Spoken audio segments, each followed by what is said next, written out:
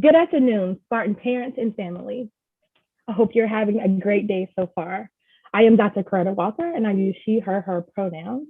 And I serve as the Director of Strategic Initiatives and Parent Programs here at UNCG. We are excited to have you with us today at our first of two live question and answer SOAR sessions. Our goal today is to answer your questions live and also to allow our experts in different areas share their expertise as to the best ways to help your students transition to the time with us at the G.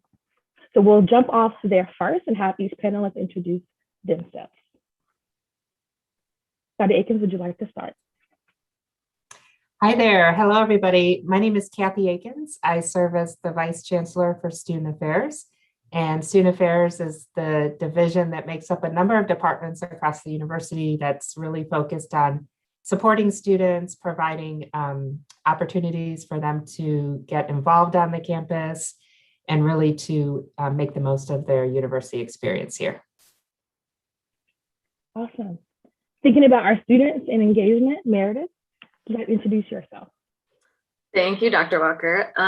Good afternoon, everyone. My name is Meredith Atchison. I use she, her pronouns, and I am the Director of Campus Activities and Programs here at UNCG. So we are one of the many wonderful offices that fall within the Division of Student Affairs. So our office works with our students on getting them engaged on campus in a variety of ways that I will be happy to talk about throughout this panel. And so as I mentioned, we are here today to support our parents and our families. And one of the ways we do that at UNCG is the Parent Family Advisory Council. So Cynthia, would you like to introduce yourself? Hi, everyone. My name is Cynthia Rivera Kelly. I am a military mom and parent of a rising senior in the Beyond Academics program. So welcome. And we are nothing without our students. Our students drive what we do. And we have an amazing SOS student here, Gracia. Welcome, Gracia. Would you like to introduce yourself? Hi, everyone. My name is Gracia Navarro. I am both a student here and currently working as a Spartan orientation staff member. So I will be with your students throughout the summer, helping them with their orientation and transitioning to UNCG. And Gracia is an awesome example of what a Spartan student is. So we're going to jump in, but before we do that, we are able to receive your questions via our text line.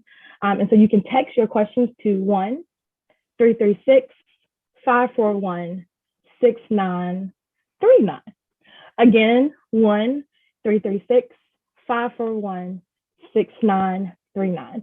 And we have staff who will be able to take your questions, answer those in real time, and also share those questions live with us. So we're going to go ahead and get started talking about transitions and how you can help your student get ready for their time at the G. So we're going to open up. First question is, what types of conversations should parents and family members be having with their students right now? Dr. Akins? Thank you, Dr. Walker. I think that's a great question to start off with. So, one of the things that we really encourage parents to do is to talk openly about transition, about, talking sort of about the expectations of what might change, how things are going to be different in the college setting versus if they're coming directly from high school, and really having some candid conversations about how to navigate those transitions and do so successfully. One of the things that we know is that incoming students often have a lot of fears, or they're anxious about what the new experience will be like. They're curious as to what they should expect. And even though families can't necessarily tell them exactly this is what it's going to be like, what they can do is talk about how to overcome that transition time, how to work through that, how to build networks on the campus, utilize support systems, things that we know are important in that transition period. The other thing that we think is important is that families are really talking about the issue of communication. And particularly, one of the things I know that we hear frequently from parents is just wanting to know more about what their students experiencing on the campus, wanting to hear from them when they've perhaps stumbled or faced a difficulty. And so I think it's important to sort of talk about those expectations ahead of time. What will communication look like, particularly if the student is maybe not going to be living in the household and there's that transition as well. So I think the transition and the communication are two of the pieces that I would start off with and emphasize. Thank you, Dr. Akins. I would add to, in talking to your students, thinking about when they're getting here and probably preparing for this, for some students, it might take a little bit more of an effort, but really thinking about building those relationships while they're here. So whether that's with other students, with staff members that they might be working with in some of our support or resource offices, other students and their faculty, I think that's a big part of that transition, is feeling like students have others that they connect with. And I think it might be challenging if your student has maybe been virtual for the past year to make that transition. So I think whatever you can do now to help prepare them, start thinking about that. And one of the great ways to build some of those relationships is through getting involved on campus. So whether that is through a student group, through student employment, participating in programs at the Kaplan Center for Recreation and Wellness, just really, or the residence halls, if they're living on campus, I think it's really important for students to start thinking about how they can really engage with others while they're here. Because like I said, I think that will be, it could be challenging for some people. Maybe you have students who are all like, they're going to be fine. They talk to everybody they know, and that's great. But I think really the importance of starting to build those relationships, and then they'll feel more connected to UNCG, and then hopefully continue to be more successful while they're here. So I think those are some things to start thinking about, because I think that's a big part of the experience at UNCG, is really building those relationships with others. Absolutely. One other key point, because we want to give you some good nuggets during our conversation, is every Monday morning during the academic year, your students will get an email called Spartan Weekly. And that email is a comprehensive list of events and opportunities for them to get connected. And so if you're talking to them and they're like, I don't have anything to do. Well, those ladies on June 17th said there's going to be stuff to do, right? Have you checked your email for that Monday morning email called Spartan Weekly? So feel free, again, that's another nugget to prompt to say if they're trying to figure out where to go, how to get plugged in, to find their place here. Spartan Weekly is a great place. So we know that parents and family members should be having conversations, but we also know that parents are going through a transition as well, right? As they get ready to prepare their student to come to college. Cynthia, you are a mother of 2 college students, so you've done it twice. Do you have any advice for parents and their preparation as they're getting ready for their students to come to UNCG? The advice that I would give to parents, and I think I've said this previously, is just relax, breathe. Know that you have done everything that you can do to prepare your child. And sometimes the conversations will be difficult because there will be boundaries that we have to face. And one of the boundaries that I have had to face is recognizing that my child is an adult. Like, we always are going to think that there are baby girls and our baby boys, but when they leave the nest, they're adults. And just know that and trust in what you have established with your child. Have that hard conversation. Mine, for me and mine, they were like, we're not going to talk to you every day. And I was like, oh, you're not going to talk to me every day? I'm your mama. But I only see them once a month, or FaceTime them once a week. So whatever those boundaries that you have with your child, one, honor them. It's hard. I know. I'm a mama and I'm a Leo. But 2, know that UNCG has got your children's back. There are so many resources that they have at their disposal. And thanks to UNCG and Dr. Walker and Dr. Akins, if I don't hear from my kid now that he's a rising senior, I'm like, okay, he's okay. Now, when he was a freshman and I didn't hear from him, I'd be like, boop, boop, boop, I'd be on the call. But just know that UNCG has the proper resources to support your student. Absolutely. So resources, Dr. Akins, you want to jump in?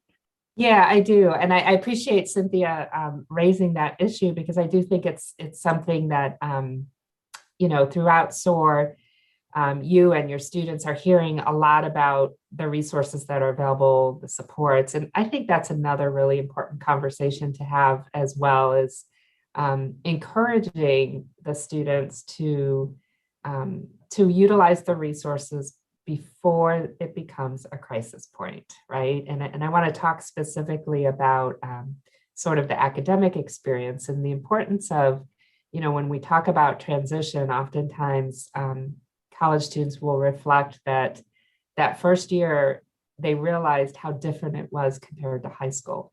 The way they study, the way they have to learn, the amount of time they have to put into it. And they'll get the hang of it quickly and realize what they need to do to be successful. But one of the things that we know is that students who begin to use resources early on, whether it's the Writing Center or the library or tutoring, they're more likely to be successful because they're not waiting until they hit a roadblock. So just really, I think, encouraging them to take advantage of the things that are here to help them be successful. Absolutely. And the academic side is critical, but for them to get to know their professor and office hours. So office hours are essentially opportunities where professors are in their office for hours. There to answer questions, there to connect with students. And it can be hard as a rising freshman to come in and talk to a faculty member, but they're people too. So encourage your student to get to know their faculty member early so they become a name. And that faculty member can get to know them. And then when students have questions, they can say, Meredith, that's a great question, or Meredith, or explain that in a way. So I think that is spot on about those resources and getting those earlier and ahead of when a crisis hits. Cynthia, you mentioned resources too, that coming in to campus once a month. Are there anything that you found helpful as a parent in terms of getting connected to campus and then being better able to support your students? Well, absolutely, 100% PFAC. That was an amazing resource for me. In the time of COVID, OARS worked for me, worked for my student. And oh shoot, I lost my train of thought. The Office of, what do you call it, Coretta? The student responsibility? Yep, student rights and responsibilities. Yes, that one. Because not only do we as parents have to be able to access that, but we have to encourage our students to access those offices on their own. And not only will that build their confidence in the UNCG system, but it will also allow parents to be like, okay, UNCG really does have their students back. So one of the things we do in higher ed a lot, and sometimes I am guilty of that, is jargon. So I also want to break down some of the words and acronyms. No, you're good, Cynthia. I use them all the time. So PFAC is the Parent Family Advisory Council, and that is a group of dedicated parent and family members who are volunteers, who are our sounding board, our listening ear to the experiences of their students. Cynthia is our chair for 2021, 2022. She's returning to that role. And I advise them, and we work in a number of capacities to support the campus community. OARS is the Office of Accessibility Resources and Services. And that supports students who need additional assistance, need accommodations. They support students that have documented disabilities in terms of their ability to fully engage in the curricular process. So if they need accommodations, that office is there. And then Cynthia mentioned student rights and responsibilities. And so they help our students have educational conversations around what it means for them to be part of our community and the behavior and conduct that we expect. All right. So thank you, Coretta. I'm sorry about that. No, you're good. We use jargon all the time. And I think, for parents, especially those who may be new to college, or, if their students are at UNCG, acronyms depend on the campus you serve and that you're used to. So I just want to make sure that they have that. No, you're good to go. All right. So Meredith, you spoke about getting connected on campus. What does that look like for our students? Sure, that's a great question, Greta. Thank you.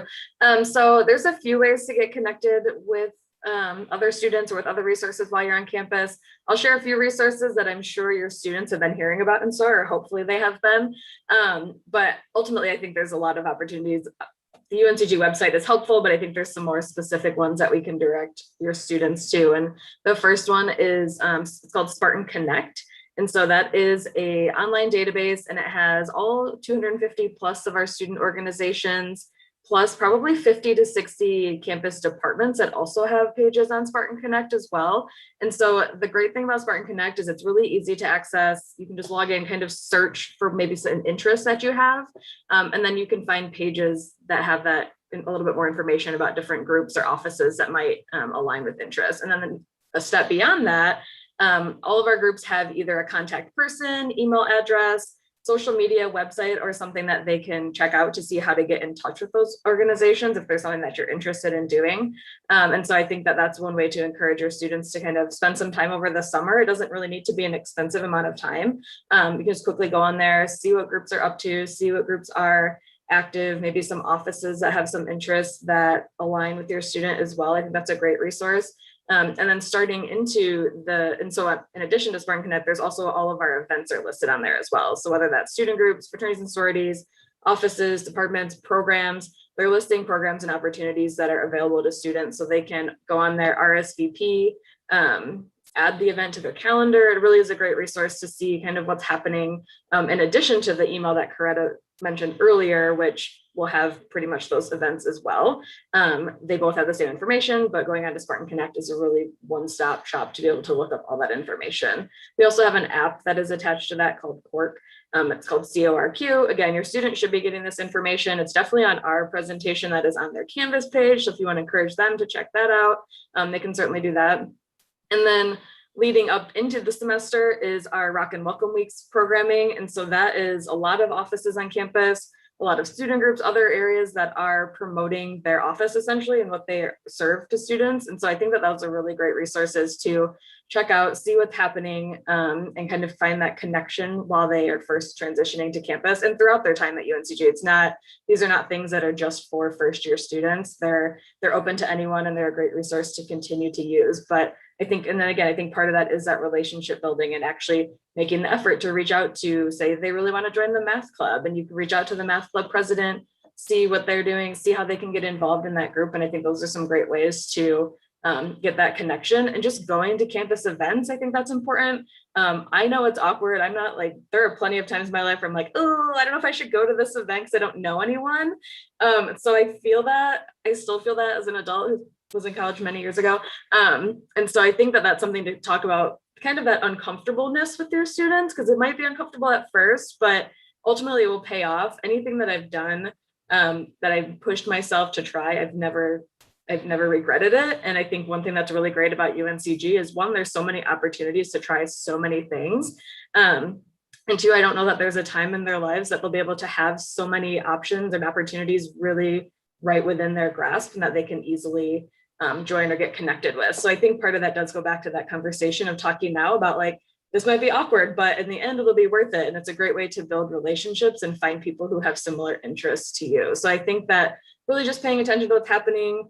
There's obviously, like, if your student is living on campus, residence hall councils are doing a lot of programming as well. Going over to the Kaplan Center to participate in some of their programs like club sports or intramural sports. There's so many ways to see what's happening. But again, a lot of that is right on Spartan Connect. So I think if you're thinking about a resource, that is a really great one to direct your students to. And then just continuing to have those conversations leading up to the fall about like how you can get involved and what that means. And they can obviously certainly reach out to our office. And even if it's not something within our office, we're happy to help kind of guide them to where they might need to be to make those connections. So Meredith gave you another nugget. So the first nugget was Spartan Weekly, an email that goes out every Monday with everything you need to do on campus. And then Spartan Connect is a one-stop shop for student engagement, organizations, events, a great place for your student to find their way here. Now, Gracia, you are an involved student leader. How have you gotten connected? How did you find your way? How did you get connected? How did you stretch yourself? What has your life been in the life of getting connected here at UNCG? To kind of piggyback off of what Meredith said, I definitely think getting out of your comfort zone and just exploring every option that you have on campus definitely allowed me to like get connected in various ways. I am also very introvert sometimes, so when it came to like events and organizations, I was very shy to go up there and make my name known. But once I did, it changed my life completely. I felt like I belonged here a little bit more. I felt at home and I felt comfortable like being who I was. So um, making sure that you're getting out of your bubble and sometimes even doing things like little simple things like attending events and saying hey to people that you just walk by or pass by can easily get you connected on campus. Yeah, to kind of keep it short and simple. I love that. And Gracie talked about connections, and we call that sense of belonging. That's our academic way of connections. And we know that students that have a greater sense of belonging are going to stay in college more and have a better experience. So that sense of belonging, that connection is critical, which is why we keep bringing that up over and over again. So we're getting good questions in. Again, a reminder to text your questions to 1-336-541-6939.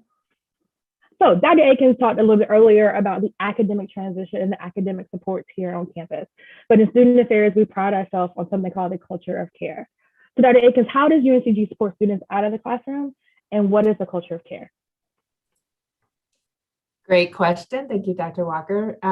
The culture of care at UNCG is something that I would say permeates the campus. It permeates the culture of who we are as a university.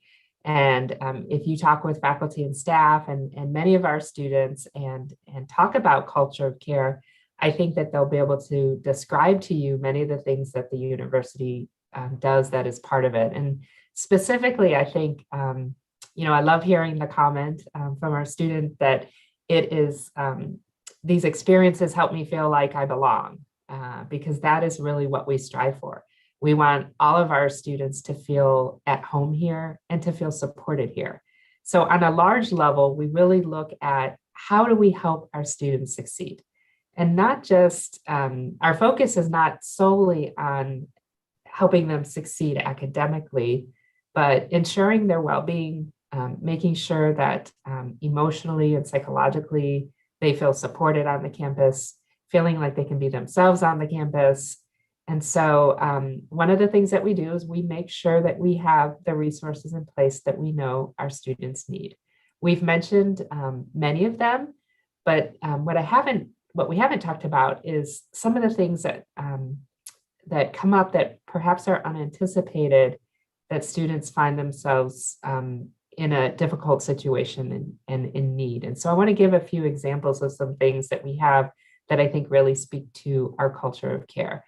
One is we know that nationally, college students experience issues of food insecurity and housing insecurity. And so we have resources on the campus where students can seek assistance with these issues. We know that many students as well can benefit from talking to someone in the counseling center or attending a workshop that helps them develop their ability to cope with stress. And those are the kinds of things that we offer routinely for students. So again, the focus is on making sure that those services are going to be there. Another example that I'll give is we have an emergency fund that if students have a one-time type of crisis, we don't want them to face that by having to drop out or having to do without books or things that are important in their life as a student. And so we try to find ways to support students who are in crisis as well. I think that speaks to our culture of care, but it's also about, I think, how faculty and staff interact with students and the connections that they try to build with students. One of the things that we sometimes hear from students, we'll have the Dean of Students Office or another area may reach out to a student who we know is experiencing some struggles. And students will often respond to that by saying, I didn't know that anybody noticed, or I didn't know that anybody cared, or I'm surprised that I'm being noticed on this large campus. And I think that speaks to our culture of care, that when we know that a student may be in need, we're going to reach out. We're not going to wait for the student to come to us, but we're going to see what we can do to provide that support. And then finally, I would say it has to do about the climate that we're trying to build on the campus. We're very aware that students need to feel at home here in order to be successful. and in order to maximize their experience. So students who are going to get involved, who are going to engage in the life of the campus, who are going to make deep connections with faculty members, that happens when they feel comfortable and they feel cared about on the campus. So those are things that we strive for that certainly contributes, I think, to students' individual well-being, but we also understand that there's a very direct connection to their academic success and their persistence here at the university as well. Cynthia, do you want to add something to that? Well, the story that I tell from a parent's point of view, and thank goodness we're coming on the outside of COVID. We're kind of digging our way out of that. But one of my son lives off campus, and one of his roommates tested positive for COVID, and so we had him quarantine and do all the things. And my concern was, how is he going to eat? And I know that UNCG had a program, or has a program, to feed students that live in the residential dorms, but I was like, well, he doesn't live in them. And I sent a simple email just from my mama heart to the dining facility. And when I say UNCG has our students back, they do. And I don't even know if they had a program at the time to feed students that did not live in the dorms, but they made sure that my son ate, and ate well, for 2 weeks, and he lives off campus. So I raised my hand because I will tell that story until the cows come home. Like, they really took care of him. They made sure he ate, and ate well. So the culture of care, is that what you said it was? Yes, the culture of care. Culture of care. They care. Awesome. Dr. Akins also mentioned the SAFE Fund. So the SAFE Fund, if you Google SAFE Fund UNCG, it will come up, both for students to apply. But PFAC gave a donation to the SAFE Fund in this last academic year. Cynthia, what else does PFAC do? We are everywhere. My son told me the other day, he's like, Mom, someone knew my name, and I don't know why they knew my name. It's because of PFAC. So what PFAC does is to simple it down a little bit. It's like the PTA for the university. Whatever the university needs for us to do, we try to accommodate that, whether it's through grants or scholarships, fundraising, or just being there. Last summer, I want to say, Coretta, correct me if I'm wrong, we raised over 100 pounds of food for the food bank. So whatever the university needs for us to do, we really try to do it because they take such good care of our students. We really want to give back to the university. And we'll give you a link for that later if you're interested in learning more about PFAC. There are a number of ways. One is getting engaged with PFAC. We also send out a quarterly newsletter where you can get more information about what's happening on campus, the campus resources. You can sign up for that newsletter there and then follow us on social media. We also go ahead, Cynthia. Spartan Family Weekend. That was, you see the note. So Spartan Family Weekend is October 1st through the 3rd. And we are partnering with our colleagues in CAPS, with Meredith, and it's also tied to homecoming. So there will be all blue and gold you ever know you knew that you thought you needed in your life. We're going to bring it to you. It's an opportunity for you to get to see your student in their element. It's also an opportunity for you to bring your family. And like, I have 2 kids. I have a 7-year-old, 7, and a 2-year-old.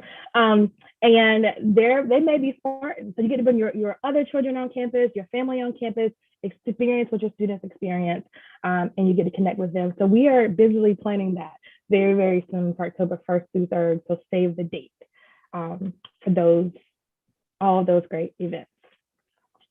Okay, so Gracia, you've done this for a little while. What are resources that you use that really help you get adjusted to campus? And that could be in the classroom or outside of the classroom.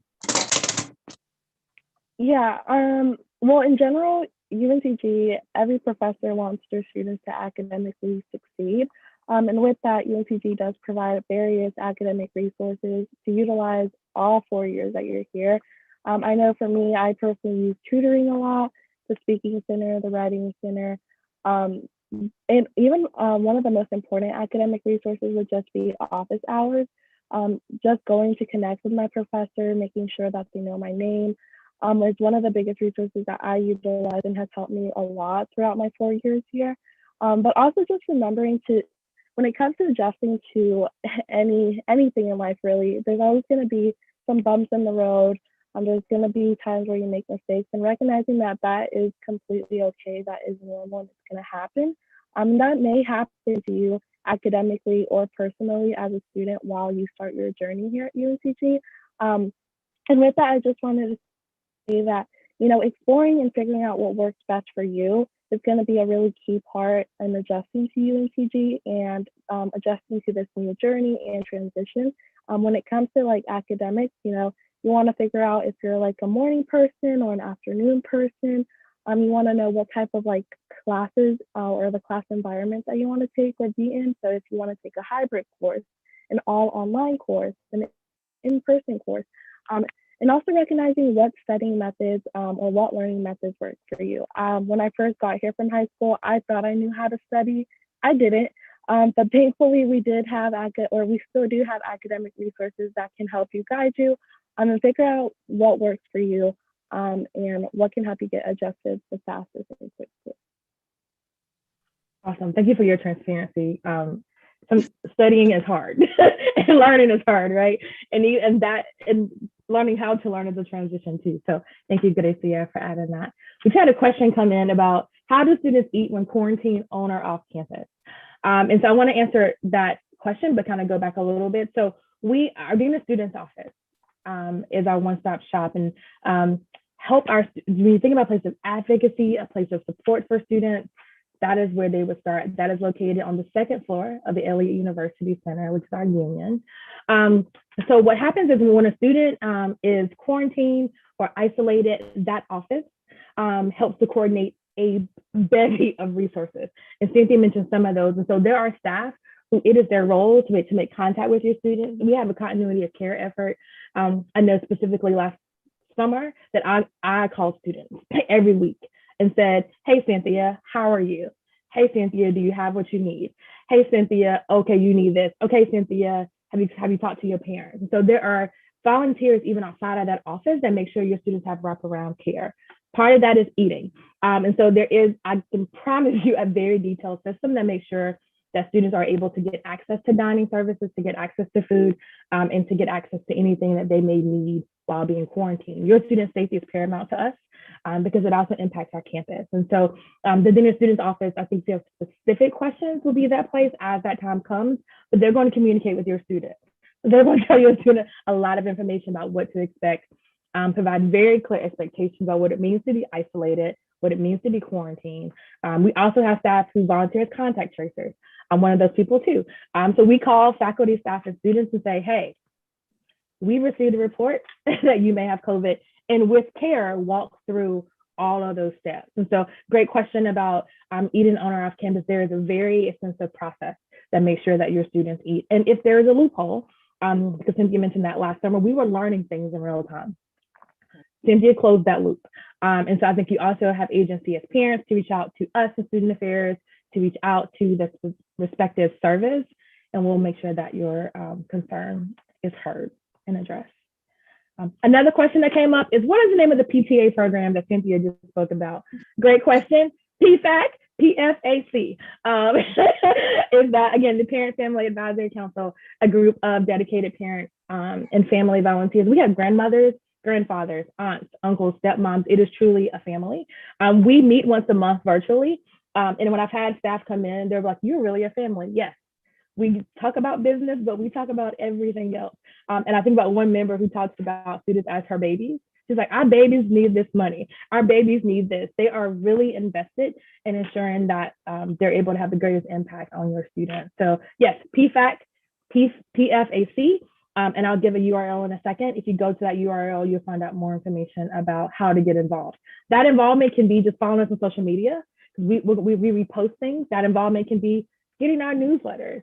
That involvement can be joining us and doing the work. That involvement can be donating and giving to Spartan Families Fund. So how you get engaged with the PTA that we call PFAC is totally up to you. And that might ebb and flow over the years. You may start off jumping both feet into the PTA, and then third year, you're like, I need to take a step back. Cynthia's been with us for 4 years. So we recognize that your life has transitions too, but we'd love to have you engaged in whatever way you'd like to be engaged. And Cynthia would too, as she's raising the roof with her left hand. That URL is go.uncg/parent. Easy. Go.uncg.edu/parents. It's a great way for you to get everything I just mentioned is at that URL, and we will be in touch with you. So another question is, my student needs to find a job, right? They need money. I don't want to give them as much money. Great question. Gracia, for a student who's looking to find a job, where would you suggest that they go? A really, really important office on campus located in our Elliott University Center, or EUC, is our Career and Professional Development Center. It's located on the ground floor. You'll notice it. A lot of people recognize it because it's right next to Chick-fil-A. And that is the place to go if you have any questions about whether getting a job on or off campus, getting internships or volunteer opportunities. I know the Career and Professional Development Center does have kind of like, I would say like a LinkedIn or a portal that we have for employment opportunities, and that is called handshake.com. Every student gets to create like their own personal profile that relates to their majors or careers that they want to participate in or eventually get. And then Handshake will provide a personalized database with every various opportunities, whether it comes to internships, careers on or off campus, and volunteer opportunities that they can either pursue or do. So that is a very, very easy way to figure out what type of jobs we have on campus, what opportunities are there for you off campus. So again, it's Handshake. Yes, please utilize it. Super easy to use and very, very convenient and helpful. There you go. So Handshake, the thing we may be returning back to in 2021, 2022, is how students find employment. That's part-time, full-time, also internships. And so if your student is coming in and it's like, you know what, I think I'm gonna do this career, I always tell students, get those internship experiences before it pays your bills. Use college as an opportunity to explore your passions and what gives you life. And our Career and Professional Development Office is a great place to do that. They can start day one.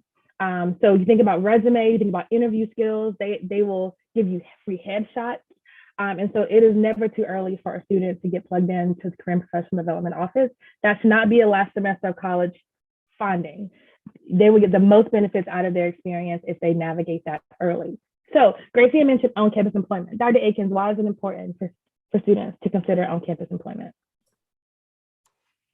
Good question. You know, one of the things that we know is that the majority of our students do work during their time here as a student. And one of the things that on-campus employment does, aside from you know, the paycheck that they're earning, is it gives them an opportunity to have further and deeper connections with the university. So I'll just use our office here as an example. We have several students who work in our office, and you know, one of the benefits I think that they get is they have the opportunity to meet a lot of university administrators and to learn more about what we're doing in our work, to hear the conversations that we're having about student resources. So they, because of the job that they're doing, become more connected to both people and resources on the campus. I think that many of us as well who are on the campus and work with student employees, we want to have conversations with them. We want to hear how they're doing. So we're going to check in with them and ask them about their experience, ask them how they're doing academically, you know, give them sometimes the nudge that they may need to go seek out one of those resources. I think for students as well, there's obviously a degree of convenience to working on the campus. I think most of the employers on campus are able to be flexible with, obviously with students' class hours, but also flexible when students are moving into midterms or finals or having some academic challenges. So, we really do encourage students to try to seek on-campus employment when they're able to do that. And again, those on-campus jobs can be found at Handshake. If you Google Handshake and UNCG, you'll find it. Also, there will be a part-time on-campus job fair when this fall semester opens. Another great way to find some on-campus employment. So career and professional development is a great place to start. So we've talked about ways students can get engaged inside the classroom, outside the classroom, but then there's the weekend. Meredith, what is on campus for students to do on the weekend? And Gracia, feel free to jump in with that answer as well. Thanks for that question. So our office in particular does offer a lot of weekend programming. And so obviously the past year, most of that was virtual programming, but we'll probably talk about this eventually, is transitioning back to some in-person programming as well. So we have a group of students called ACE, which is our student programming board. And so they are programming, planning events. They do events on weekends. There's also opportunities to go to UNCG athletics of programs. And there's other offices that offer weekend programming as well. So depending on what, and as well as student groups are doing programs on the weekend. So it kind of depends on what your student might be interested in doing. But there's definitely opportunities to get engaged throughout campus, again, whether that's through our office, a student group, just campus-wide programming, athletics, living in the residence halls. And so I think that there's a lot of ways to get involved on campus. And sometimes if there's big events happening in the Greensboro community, we highlight those as well. Something like the North Carolina Folk Festival, because that's a partnership that UNCG has with that organization. And so we encourage our students to learn about some of the great opportunities that we have here in Greensboro as well.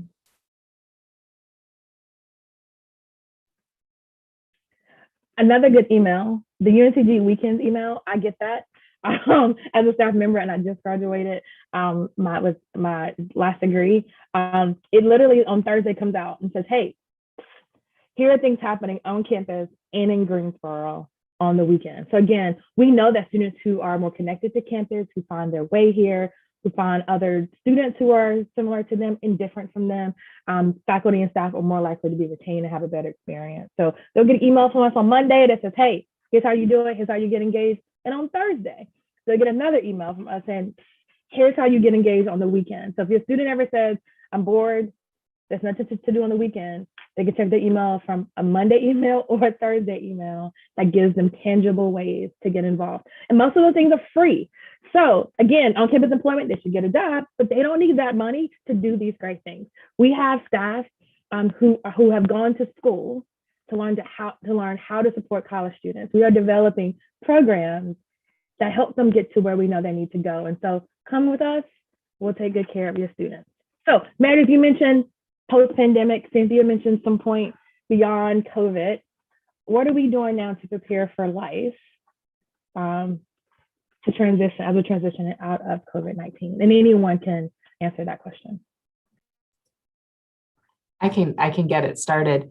I think one of the things I want to share, and hopefully parents and family members have already heard this message, is that UNCG really, I think, did a great job navigating through this past year with everything that was going on. And some things that I would say that were key to that was again, making sure that we understood what students' needs were in the remote environment and how to best support those, continuing to find ways for students to be engaged and able to be connected to the university. But also communication was very key in terms of making sure that students and faculty and staff all understood what the health and safety guidelines were, where we were at as a campus, particularly in the changing situation.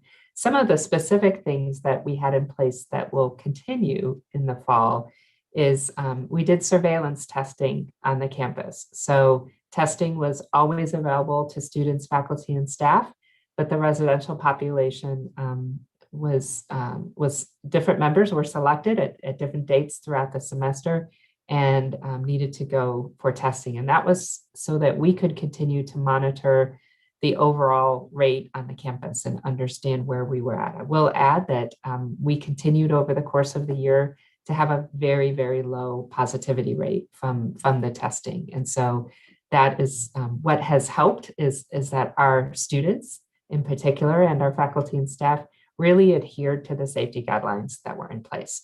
So we will continue with the surveillance testing. You probably know by now that vaccinations are not required of students, but they are strongly encouraged. And students have already started to begin to submit online the record of their vaccination card. For residential students who submit a vaccination card, they will be exempt from the surveillance testing, but others who have not been vaccinated will need to be part of the surveillance testing program.